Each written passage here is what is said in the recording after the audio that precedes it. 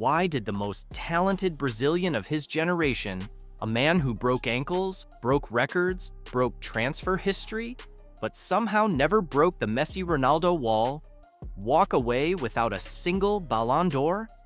How can someone dribble like reality is optional, score like it's a hobby, dominate highlight reels for a decade, become Brazil's all-time top scorer, yet still never hold the golden trophy that seemed destined for him?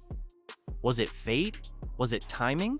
Or was Neymar da Silva Santos Jr. simply a football genius born into the wrong era, the genius who looked impossible to ignore?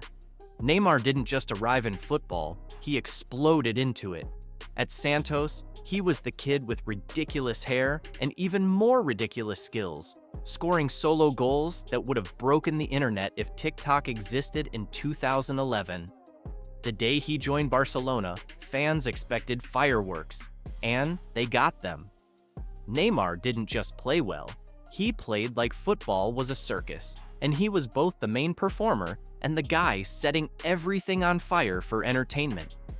At Barcelona, he scored over 100 goals, won the treble in 2015, formed the destructive MSN trio, and turned Champions League nights into comedy shows where defenders slipped, fell, and reconsidered their career choices. Any normal era would have handed him a Ballon d'Or just for bullying entire backlines. But Neymar's era wasn't normal. He showed up at the exact moment two football aliens, Messi and Ronaldo, were busy stealing every award like it was their birthright.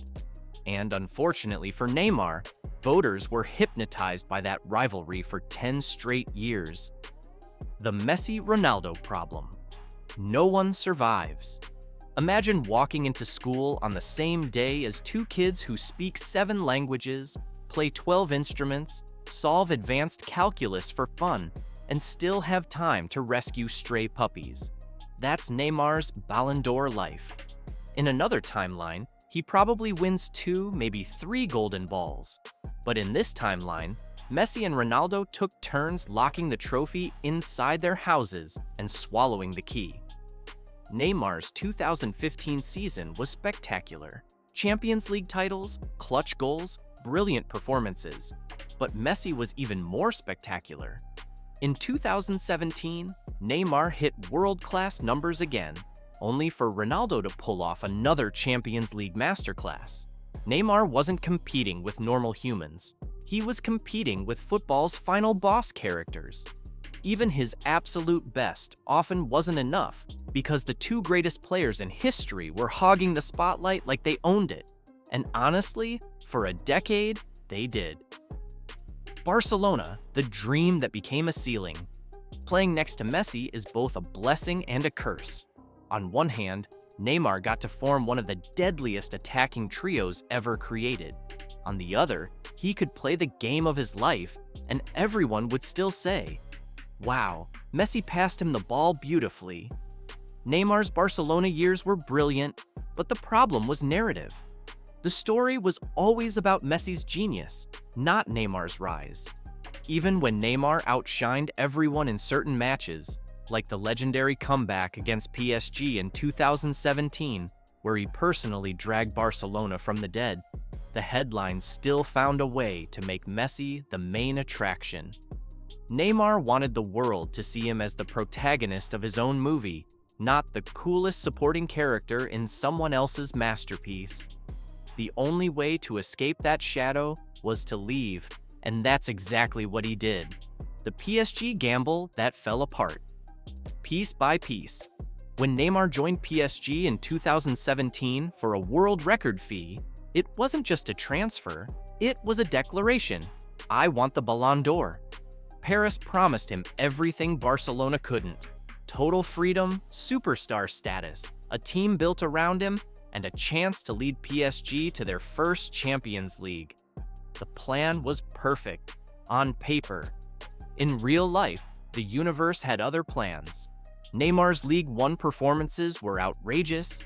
The goals, the assists, the dribbles, everything screamed best in the world. But the problem was the stage.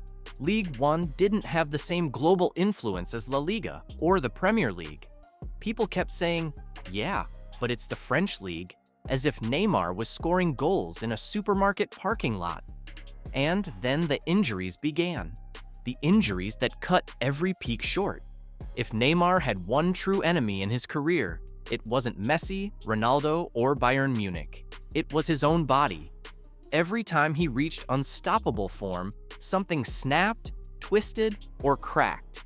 Twice he suffered metatarsal injuries right before major Champions League knockout matches. Then came multiple ankle problems, then muscle tears, and finally, the ACL rupture in 2023 that sidelined him for almost a full season. These weren't small injuries.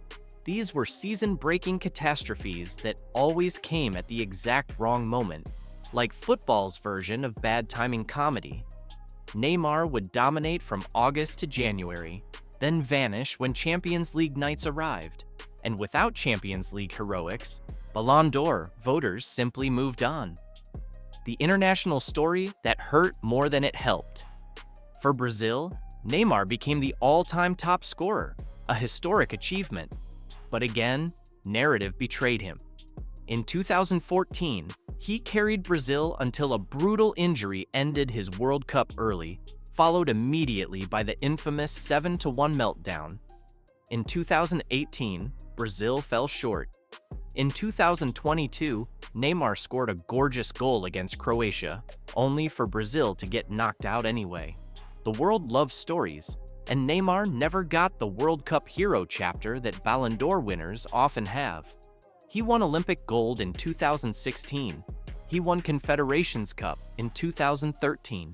He reached Copa America finals, but the big defining international trophy as the unquestioned main character? It never came. He was brilliant, but football treated him like a supporting actor again. The drama, the image, the noise? Neymar's football was pure art, but his public image? Chaotic?